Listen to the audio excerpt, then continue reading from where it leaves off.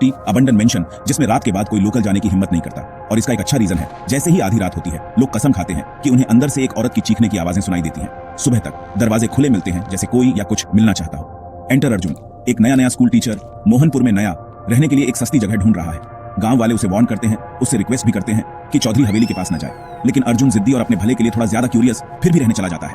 अब पहली ही रात, जैसे ही घड़ी में 12 बजते हैं, अर्जुन को एक औरत के रोने की आवाज सुनाई देती है। यह हवेली के अंदर कहीं से आ रही है। दिल तेजी से धड़कते हुए वह आवाज का पीछा करता है, सिर्फ यह देखने के लिए कि दीवार पर खून जैसे लाल अक्षरों में लिखा है, आई वॉन्ट जस्टिस। इससे पहले कि वह भाग पाए, दरवाजे अपने आप बंद हो जाते हैं। वह ट्रैप्ड हो जाता है और तभी उसे रियलाइज होता है वह अकेला नहीं है और यह घोस्ट सिर्फ डराने के लिए नहीं है, वह सुनी जाना चाहती है।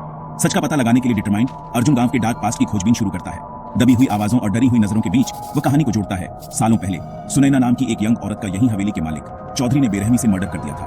कहते हैं उसकी बॉडी इन्हीं दीवारों के अंदर ईंटों से चुन दी गई थी। तब से उसकी बेचैन आत्मा हवेली में भटक रही है, जस्टिस के लिए बेताब।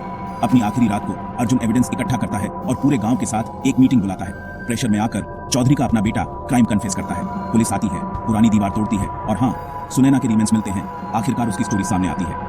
उस रात जब अर्जुन सोने की कोशिश करता है, सुनैना की आत्मा उसके सामने आती है। सफेद कपड़े पहने हुए उसके चेहरे पर आंसू बह रहे हैं, लेकिन आखिरकार उसे शांति मिल गई है। वह फुसफुसाती है, now I am free, thank you. फिर हवा के एक आखिरी झोंके के साथ वह गायब हो जाती है।